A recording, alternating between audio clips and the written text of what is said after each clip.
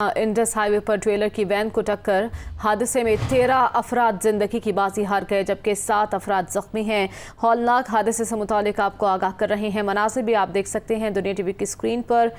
सेहवन शरीफ में Indus highway पर trailer के वैन को टक्कर और इस हादसे में 13 अफराद जाँ बहक हो गए जबकि 7 ज़ख्मी हैं जिन्हें फ़ौरी तिब्बी इमदाद के लिए करीबी अस्पताल मुंतकिल कर दिया गया है, जहां पर इन्हें फ़ौरी तौर पर तिब्बी इमदाद दी जा रही है। मनाज़िर आपको दिखा रहे हैं कि किस तरह ने ट्रेलर ने एक वैन को कुचल दिया है। इस टक्कर के नतीजे में 13 अफराद ज़िंदगी की बाजी हार चुके हैं जबकि 7 अफराद ज़ख्मी बताए जा रहे हैं और ज़राए का यह बताना है कि ज़ख्मियों को फ़ौरी तिब्बी इमदाद के लिए करीबी अस्पताल मुंतकिल कर दिया गया है। 13 अफराद ज़िंदगी की बाजी हार गए हैं इस हौलनाक हादसे में। इस हादसे की वजह क्या है ये जानने की कोशिश अभी की जा रही है। इंडस हाईवे पर यह हादसा पेश आया है।